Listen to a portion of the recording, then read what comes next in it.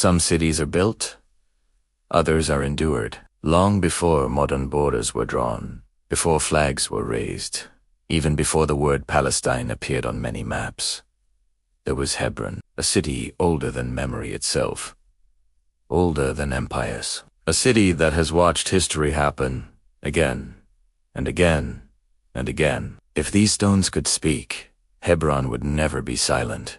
High in the southern hills of Palestine, Hebron rises not as a grand monument, but as a living witness. Every alley, every archway, every cracked stone carries the immense weight of centuries. This isn't just a city, it's a crossroads of faith and of fate. According to Jewish, Christian, and Islamic tradition, this very land was chosen by Abraham. Here, the Ibrahimi Mosque, also known as the Cave of the Patriarchs, houses the remains of the prophets Abraham, Isaac, and Jacob, and their wives. It's one of the oldest sacred buildings in continuous use, with a rich history stretching from King Herod to the Islamic era. For Muslims, it's the fourth holiest site. For Jews, the second. Few places on earth are sacred to so many, and fewer still have been fought over for so long. For thousands of years, Hebron survived the rise and fall of empires. Canaanites, Israelites, Romans, Byzantines, Muslims, Crusaders, Ottomans. They all came. They ruled. And then they vanished. But Hebron remained. Under Ottoman rule, Hebron flourished as a Palestinian city. Its markets were loud with the sounds of trade.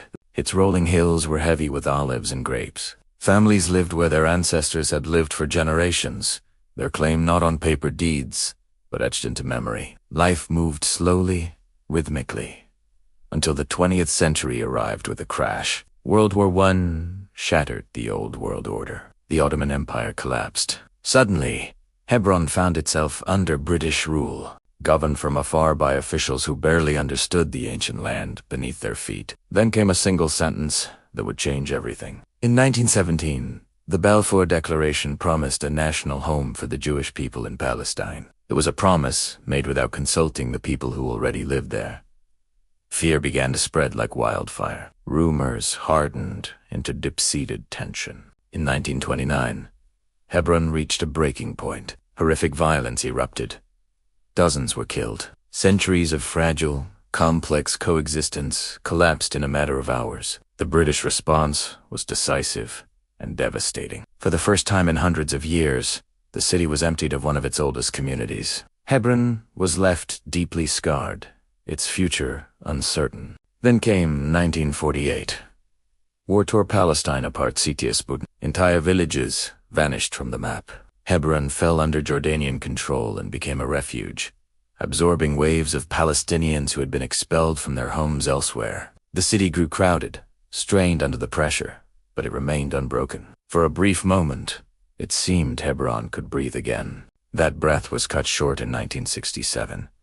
In just 6 days, the map of the Middle East was violently read. Israel occupied the West Bank, including Hebron. But Hebron's fate would be unlike any other occupied city. Israeli settlements were planted directly inside the city itself, not on its edges, not outside its walls, but right in its very heart. A few hundred settlers, protected by thousands of soldiers, took up positions among hundreds of thousands of Palestinians. Streets were closed off.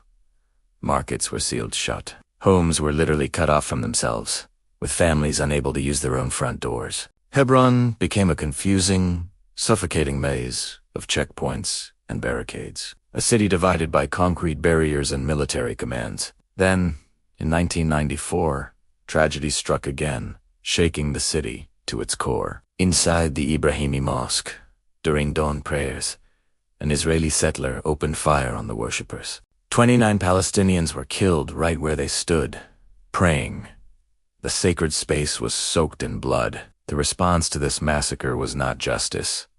It was division. Hebron was formally split into 2 zones, H1 under Palestinian Authority control, and H2 under full Israeli military rule. One single city, forced to live in 2 completely different realities. Today, Hebron lives under this deep fracture. In H2, Israeli soldiers patrolled the rooftops. Palestinian children must pass through metal detectors and military checkpoints just to get to school. Markets that once echoed with voices and commerce now stand silent and ghostly, their doors welded shut. The old city, once the vibrant heart of Hebron, is now a shadow of its former self. Yet, Hebron refuses to disappear. Despite the closures, despite the constant surveillance, despite the daily humiliation, life finds a way to continue.